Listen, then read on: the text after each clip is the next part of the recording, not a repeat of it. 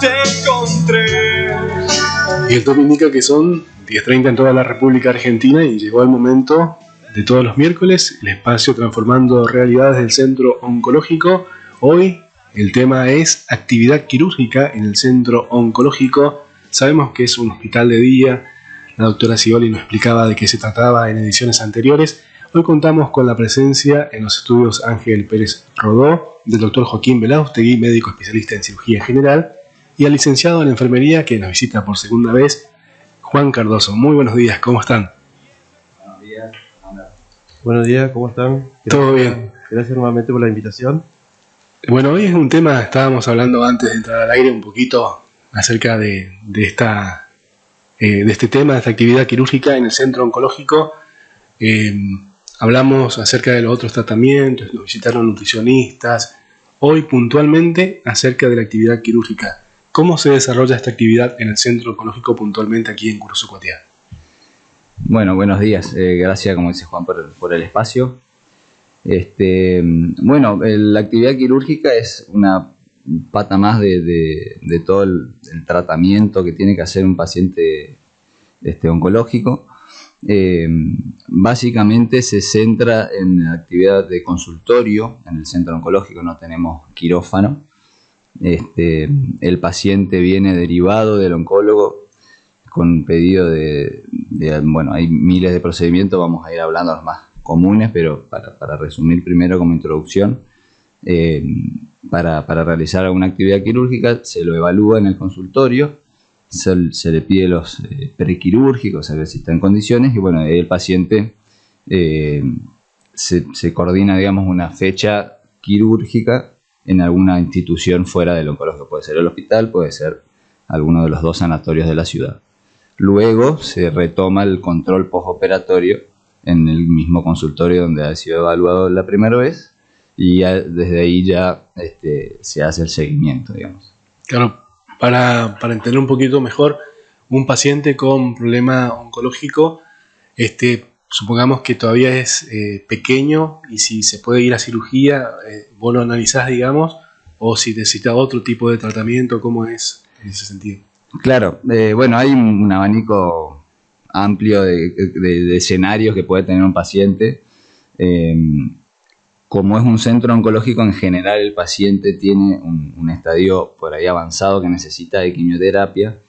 En general, o ya está operado o la indicación inicial no es la cirugía, sino que es un tratamiento con drogas endovenosas, por lo cual si hay que hacer alguna intervención quirúrgica es en ese momento por ahí paliativa, es decir, para mejorar el estado del paciente y así él pueda afrontar de la mejor manera posible el tratamiento.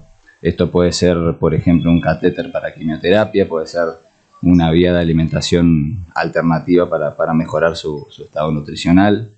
Y así sucesivamente pueden haber muchas formas de mejorar el estado general del paciente para la quimioterapia. Claro, es ponerle en condiciones al paciente. Es lo que decimos cirugía paliativa, en ese momento, no curativa, sino para mejorarlo y que el paciente, porque la quimioterapia obviamente que es un tratamiento bastante, digamos, invasivo y traumático, digamos, para el paciente, por lo cual tiene que estar en la mejor condición posible, digamos. Claro, eso depende mucho del tratamiento o de la enfermedad que tenga, ¿no? Exactamente. Después sí, por ahí hacen tratamientos y en el mejor de los casos puede tener una posibilidad, digamos, curativa, y ahí se podría planificar la cirugía del tumor en cuestión curativa, con el fin curativo, digamos. Mayormente entonces paliativo, no tanto. En general sí, en general es paliativo. La ventaja que tiene el centro oncológico, que como vos nombraste recién, tiene todos los especialistas en el mismo lugar. Los tiempos del paciente se acortan dentro de todo para el promedio de lo que es, inclusive en las grandes ciudades, de lo que un paciente, desde que tiene el diagnóstico de una enfermedad maligna a iniciar un tratamiento, muchas veces, me pasaba a mí cuando estaba en Buenos Aires y le habrá pasado a todos los especialistas, se pierden meses, se pierden 4, 5, 6 meses promedio para empezar un tratamiento entre habilitaciones, autorizaciones de drogas, de la obra social, bueno.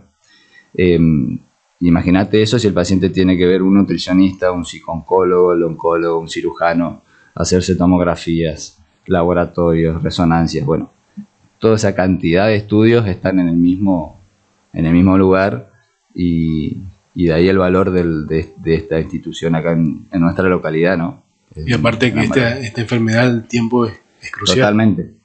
Excede a nosotros a veces, en realidad porque, bueno, uno solicita un insumo X y bueno, y hasta que nos llega, uno no puede, por más que tenga prioridad el paciente y demás, no puede hacer nada. Entonces, es un escenario medio desesperante para el paciente también. Pero bueno, dentro de esa realidad, el centro tiene esa particularidad de que acelera un montón los tiempos y el paciente eso obviamente que lo valora, ¿no? Claro. Me decías que, bueno, los beneficios del centro, pero el tema de no tener un lugar donde poder hacer la cirugía en cuanto a los trámites, el accionar con entidades privadas o el hospital público, ¿cómo es en cuanto al tiempo, al protocolo? Bueno, eso es un poco desgastante. Cada paciente que va al consultorio es un paciente particular que hay que ver en qué situación está, si es del Ministerio de Salud, si no tiene obra social, si tiene a qué institución pertenece, si le cubre, si la obra social en ese momento está funcionando o los sanatorios la tienen bloqueada. Bueno, miles de situaciones que se da con cada uno. Algunos tienen mejor posición económica y por ahí lo resuelven más rápido, como todo, lamentablemente en la vida es así, pero otros se tienen que adaptar y volvemos a esto de los tiempos, tienen que destrabar situaciones, inclusive irse a Corrientes a veces por ahí con alguna obra social que se agiliza un poquito más allá. Pero bueno, cada situación es distinta. En general lo trato de resolver lo más rápido posible.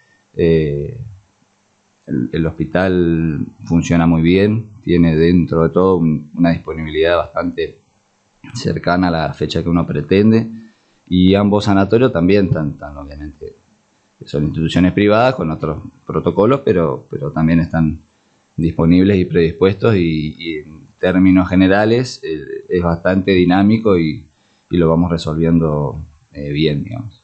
En esta actividad interdisciplinaria básicamente, ¿no? Porque el paciente es derivado a vos para lo que es la cirugía paliativa. Puntualmente, ¿cuál es tu actividad específica en cuanto a diferentes tipos de cirugías paliativas que desarrollás?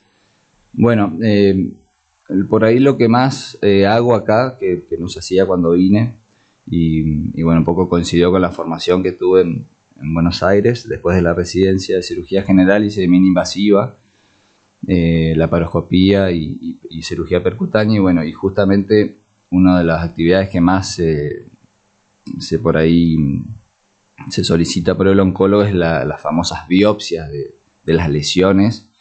Inclusive en un paciente que ya tiene diagnóstico que aparece una segunda lesión y que hay que ver si es de la misma o es de otra cosa. Bueno, todo el tema de lo que es biopsias diagnósticas por punción, la hago acá en Curuzú, en general guiados por tomografía. La imagen se guía, es una imagen tomográfica, el paciente está acostado en el tomógrafo y se hace con anestesia local punciones en la lesión que en ese momento se pretende diagnosticar, digamos. Eso se llama punción percutánea, guiado por tomografía, o puede ser también por ecografía. También es un procedimiento que agilizó mucho los tiempos, porque antes el paciente tenía que por ahí viajar y buscar turnos en otro lado, o directamente no hacerse nada y bueno, tomar a veces por secundarismo alguna lesión, ¿viste? Sacarnos la lógica y demás, y bueno, y seguir un tratamiento determinado. Eso por ahí es lo que más se hace. Después, como te dije hoy, cirugía general tiene miles de procedimientos. típicos casos que, no sé, un paciente con un tumor de esófago o de estómago que ya no puede comer y que tiene que hacer quimioterapia, hay procedimientos para, digamos, para una alimentación alternativa, que es la colocación de catéteres en la vía digestiva, para justamente hacer una mejora en la nutrición del paciente y que pueda afrontar ese tratamiento de una mejor manera.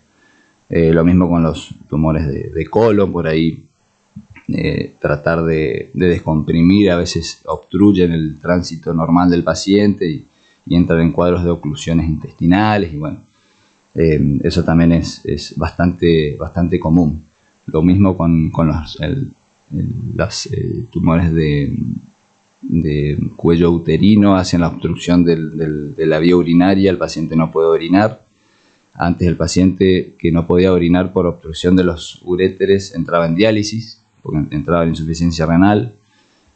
Nosotros ahora tratamos de manera temprana hacer un drenaje percutáneo del riñón, eso se llama nefrostomía,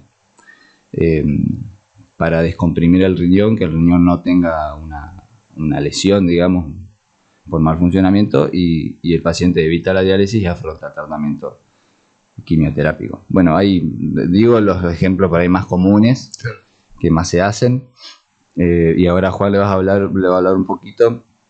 Cuando yo termino, lo que más hacemos en número, en cantidad, es colocación de Portacat, se llama, que son catéteres vasculares implantables, como si fuese un marcapaso, es muy común.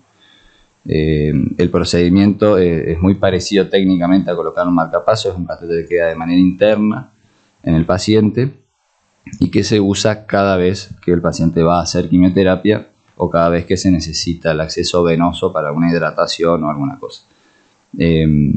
Eso lo hacemos prácticamente todas las semanas, coloco catéteres, y ahora vamos a ampliar un poquito con ese tema porque hemos hecho capacitaciones, porque tiene un manejo específico de enfermería.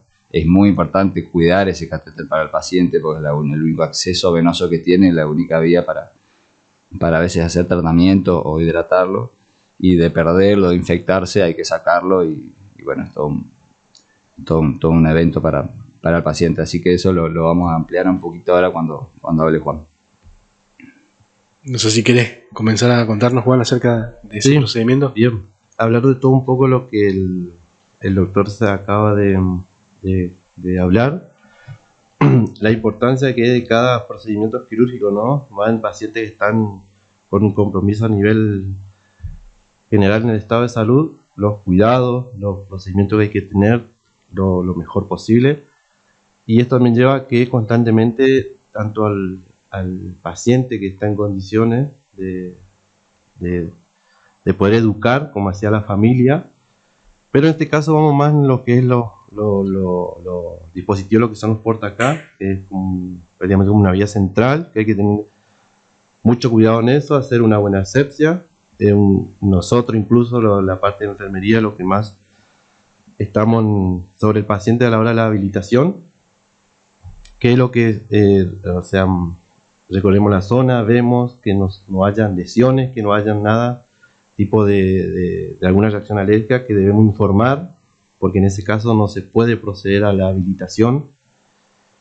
Y el uso del Portacat en general es más que nada cuando tenemos muchos problemas de accesos venosos periféricos, porque al ser tratamientos por ahí prolongados, eso genera muchas irritaciones, flebitis, más allá que uno toma todas las precauciones y procedimientos adecuados en enfermería, es también el tema de que la parte vascular a veces del paciente lleva a estos términos y otras medidas para generar y poder tener, en este caso, el Portacat para seguir haciendo su tratamiento. Lo que hicimos con el conjunto con el doctor y la parte clínica, la doctora Scioli y todo el grupo de enfermería, protocolos donde guiarnos por eso, tener todo el mismo circuito, el mismo procedimiento, como así también mencionaba hoy el doctor que hablando en conjunto en el equipo, habíamos dicho que tenemos también pacientes de otras ciudades, que es lo que es toda la zona de Mercedes, Paso Los Libres, Esquina, Alvear, Bellavista, Mercedes, Montecasero, Mocoretá,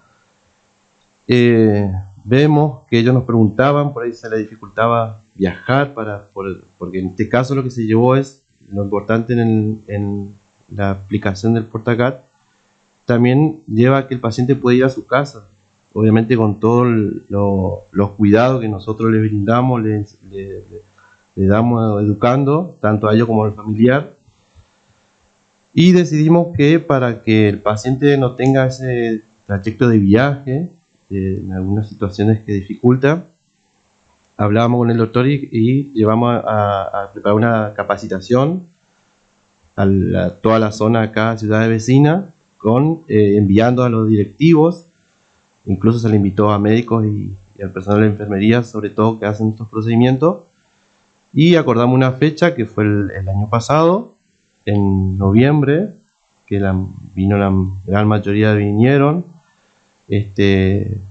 estuvieron dispuestos a escuchar, a aprender, a acompañar, porque lo que nosotros acá en Curuzú hacemos el acompañamiento, el sostén en el paciente, pero ya una vez que salen del hospital de día, como que hay que seguir dándole desde otro punto, que en este caso era lo mejor tener contacto con otros colegas de otros lugares, que sigan haciendo el mismo procedimiento, los mismos cuidados con nuestro protocolo. Entonces se le había invitado, se le había guiado, enseñado, mostrado, y estamos en contacto continuamente ante cualquier duda.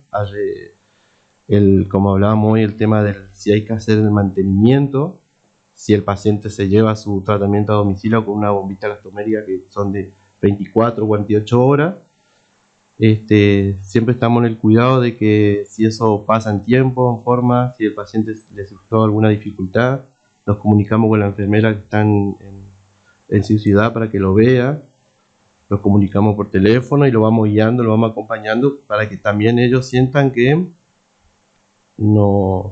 la medicación va a continuar, salvo que surja alguna eventualidad. Bueno, se toma medida y se habla con los oncólogos, los médicos. Esa fue la importancia de desde acá también seguir acompañando a los pacientes que vienen al centro. Ya, totalmente. ¿Y esto significó efectividad? ¿Cambió en cuanto a lo que es la salud a nivel regional, esta activación de este protocolo? ¿Cómo fue la recepción hacia afuera, digamos? Fue bastante efectivo. También fue para la parte de hospitales, fue bastante algo como más tranquilo, porque el paciente que sale con su tratamiento al domicilio evita estar internado, porque aquel paciente que no cuenta con un Portacat se debe ocupar una cama, como así ocupa una cama una institución, también corre muchos riesgos. Entonces esto es lo que le lleva al paciente, estar en su casa con todos sus cuidados, y tenemos los colegas, como les decía hoy, de afuera que están acompañando todo el tiempo. O sea, la mayoría están dentro de todo, pasando su tratamiento, su estado de salud, como contentos porque van a su casa y no están en riesgo en otra institución, más allá que tienen todos sus cuidados igual, pero están siempre predispuestos a algún virus, claro, sí, alguna infección. Alguna infección que surja. Como ya hablábamos, la importancia del Portacat a veces somos insistentes, somos cuidadosos, ya que es como una entrada principal para cualquier patógeno si uno realmente no hace bien los procedimientos que corresponde. Por eso es que se le solicita, se les pide, y que estén en contacto, comunicación ante cualquier duda. Claro. Para la audiencia en general, digamos, a veces encontrar la vena o estar pinchando todo el tiempo en un lugar, entonces ya se coloca ese dispositivo para hacer el tratamiento, pero que si no se tiene el recaudo correcto puede generar infección en el paciente. Y me hablaste como si fuera una colocación del marcapaso. Tengo entendido que alguien que se coloca un marcapaso tiene un tiempo de vida útil, tiene que chequear. ¿Cómo es en cuanto a este? Bueno, el catéter puede durar, según dicen, digamos, de fábrica, hasta 6 años. Hemos tenido pacientes que tuvimos uno de 5 o 6 años y que andaba perfecto. Esto es muy relativo en realidad. Puede durar 1 año, 6 meses, porque se saca por una infección, o puede durar 4 años, el paciente está de alta, no lo necesita más y se lo sacamos. Es decir, el tiempo promedio es entre 3 y 5 años, según nuestra experiencia. El tema de los cuidados que decía Juan, en realidad también la capacitación fue para la gente de Curuzú, para enfermeros de ambos sanatorios y del hospital, porque no es algo tan común, si bien es muy frecuente. Nosotros, o sea, hay una contradicción, porque es algo que hacemos mucho, pero no es tan común el manejo, digamos, en general del promedio de los enfermeros. Entonces nos pasaba al principio que el paciente que iba a una guardia no tenía vena, tenía el catéter, pero no lo querían usar, porque no sabían o no se animaban, o no querían hacer macana. Y ahí empezó un poco este tema de, bueno, vamos a empezar a capacitar. De paso, hacemos un protocolo de seguridad para el paciente y le sacamos el miedo, digamos, a los enfermeros, siempre y cuando lo hagan de manera correcta.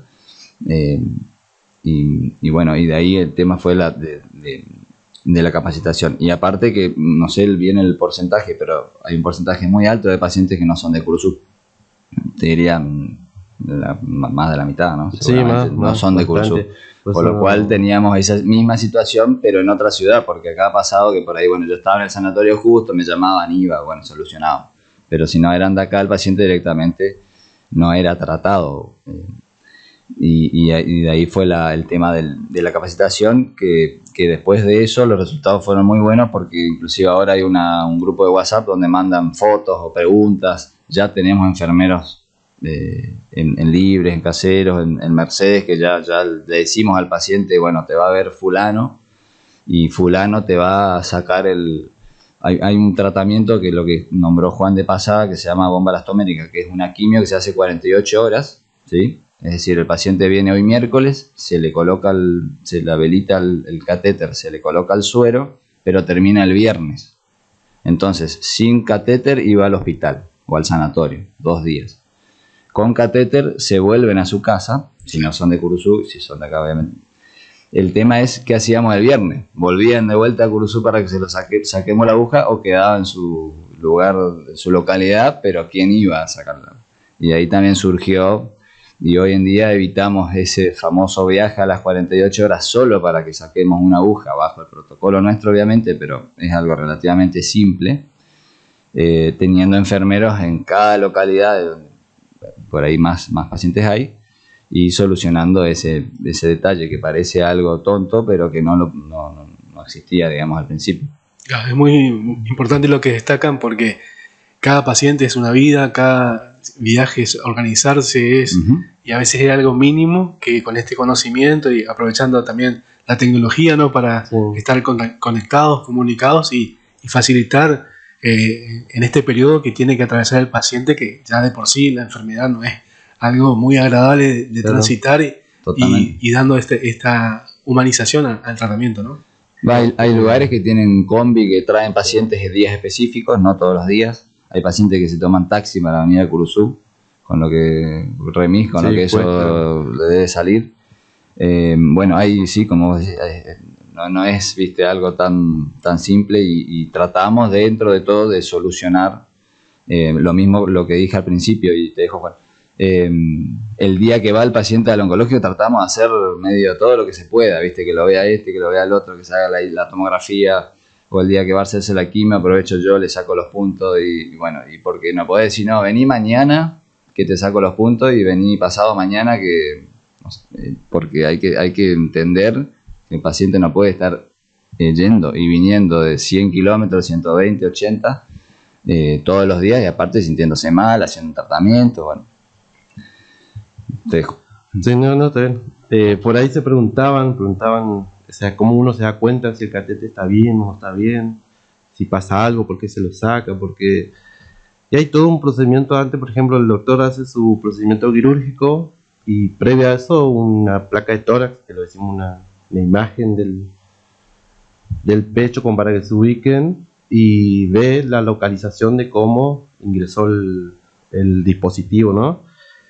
Y en caso de que surja algún tipo de que el paciente vino con fiebre o algún tipo de indicio de infección, también hay un procedimiento que es a través del catéter. Se toman muestras que se mandan a analizar, que están en un periodo de 7-10 días, pero mayormente se puede llegar a saber a las 72 horas, no fijamente qué sería, pero si hay algo no en el canal de ese catéter. Y cuestión así que eso todo lo refiere el paciente, y ahí nosotros empezamos a investigar si es a nivel catéter o a nivel ya por otro tipo de organismo que esté con un tema de infección. Ya todo eso también incluye dentro de lo que nuestro trabajo del cuidado, de la importancia de este catéter. Y cada paciente que se le coloca, se le sigue, tenemos un registro de todos, si sigue tratamiento, si están en mantenimiento, o si se le retiró, por qué. O sea, tenemos todo documentado para que se pueda. Y daba la casualidad que le decía al doctor, y hablamos, que el año pasado nos llegó una invitación de Corrientes del Ministerio para ir a la jornada de Enfermería en Control de Infecciones, del programa que hay en la provincia.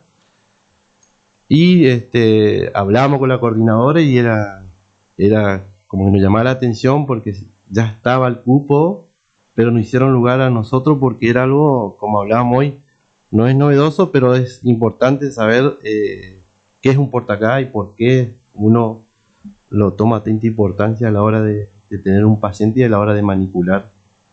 Así que también tuvimos un buen tiempo ahí contestando preguntas y la verdad que eso nos llevó a que todo esto que hicimos dio efectividad y mucha importancia. Exactamente, y cambia literalmente la condición, ¿no? de esta forma de tratamiento. Sí. Esto se coloca en una parte específica del cuerpo. Sí, en general hay diferentes localizaciones para poner, pero lo que se prefiere es la vena yugular, o sea, en la base del cuello, puede ser derecha o yugular izquierda. Por ahí ingresa el catéter mediante una punción guiada con ecografía y luego el dispositivo que queda implantado queda debajo de la clavícula, es decir, en la zona del pectoral o encima de la mama en el caso de una mujer. Puede ser lado derecho o lado izquierdo. Ese es el lugar más común. Después hay alternativas si el paciente por algún motivo no puede recibir ahí, pero la verdad que son muy excepcionales. El 95% de las veces van ahí. El paciente luego se olvida que lo tiene, básicamente porque no ve como el marcapaso, es lo mismo. Siempre doy el mismo ejemplo porque hasta la localización es la misma. La técnica es muy parecida y bueno, el paciente que tiene marcapaso no es que se está acordando todo el tiempo que tiene el marcapaso. Así que los educamos, hay un protocolo que se le da por escrito también, se sacan todas las dudas. Si el paciente no hace quimio luego por alta o el motivo que sea, cada 6 semanas tenemos un protocolo de mantenimiento, que es un service que se le hace al catéter, que son 10-15 minutos de pasar un suero. Eso lo hacemos para que no se tape. Todo esto es protocolo, lo armamos obviamente con bibliografía. Y sí, por ahí somos medio los referentes de la zona y en esta charla de Corrientes también tomaron mucho de nuestra manera de trabajar, de manipular el catéter con los mantenimientos y todo, porque muchas veces es medio así nomás, ¿viste? En las instituciones que no hay un protocolo, nada, bueno, un cirujano pone y listo, se desentiende, el oncólogo indica la quimio cuando puede y el enfermero cuando va a la quimio le hace, pero cada uno hace su... No hay un protocolo multidisciplinario, digamos, para manejar el paciente. Así que una vez más digo que eso es lo importante del centro. Justamente, y le consulto, ¿todo paciente que comienza un tratamiento es, digamos, para esta cirugía o hay...? No, el catéter en general es solicitado por el oncólogo. Hay oncólogos que son por ahí que prefieren más que otros, ¿sí? Porque tiene sus complicaciones. Nosotros estamos dentro de la bibliografía tasa de infección, estamos menor al 6%, que es un poco lo esperable. Puede tener complicaciones quirúrgicas, es una cirugía, es una posición. Todo este seguimiento también amerita que el paciente esté permanentemente en actividad y yendo al centro y demás. Pero a veces no queda alternativa. En general, para resumirte, empiezan por vía periférica, por vena de los brazos, salvo 2 o 3 tratamientos específicos que ya empezamos con catéter. El resto empieza, estamos hablando, 70% empieza por las venas de los brazos, el otro 30% empieza con catéter. y durante el tratamiento se va viendo. Algunos terminan necesitando y otros no. Pero no es que todo tratamiento quimioterapia se hace con el catéter, no. Bien, estamos llegando al final, no sé si quieren agregar algo más. No, es todo por... Espero que hayamos sido un poco claros y bueno... Sí, la idea es contar, es difícil para ahí tratar de no entrar en cosas técnicas, porque no es la idea, no es una charla de procedimiento quirúrgico o de portacat, pero bueno, la idea es contar, porque sí hay gente que por ahí no sabe cómo es otra cosa que no dije hoy, no es que un paciente va y saca turno para operarse de tal cosa conmigo ahí, sino que en general es un manejo interno de los pacientes. Son pacientes del centro oncológico con ya diagnósticos de una patología maligna con indicación de tal o cual cirugía. No es que es un consultorio abierto de 8 a 5 de cirugía general. Esto es lo que quería agregar. Eso pasa con todas las especialidades que se atienden ahí, con la dermatóloga, con la nutricionista, con la psico-oncóloga. Es un manejo interno. Esto es más lo que quiero agregar, como lo que decía el doctor, que mayormente los pacientes hacen sus tratamientos por venas en los brazos, y lo que estamos constantemente con ellos para iniciar el control del signo vital y buscar vías periféricas, estamos nosotros, la parte del equipo de enfermería, lo que por ahí somos los que llevamos al oncólogo, al clínico o al doctor a discutir el tema de que ya hay dificultad, cómo podemos hacer, si también eso previo hay que evaluar a la paciente si está dentro de las condiciones de poder colocarse un catéter. O sea, es todo un circuito que se discute primero y se llega a una conclusión. Como un consejo médico, digamos. Como un consejo médico del oncólogo o del cirujano. Claro, porque por ahí ustedes dicen que es necesario, pero él ve que por ahí no estaría bueno. Claro, por ahí la paciente tiene otras dificultades, claro, que nos puede llevar a un acceso de un catéter, y bueno, pero lo vamos informando, esas cosas vamos viendo y lo vamos sosteniendo. Sí, lo importante de destacar, creo yo, es la forma de atención, digamos, que se está estandarizando, se está profesionalizando, que se va llevando a cabo protocolos, y eso brinda seguridad al paciente que tiene que ir al centro y sabe que están en los detalles, en el cuidado específico para tratar de paliar la situación lo mejor posible. Exactamente. Así es. Muy bien, muchísimas gracias y hasta el próximo miércoles. Gracias. Hasta luego.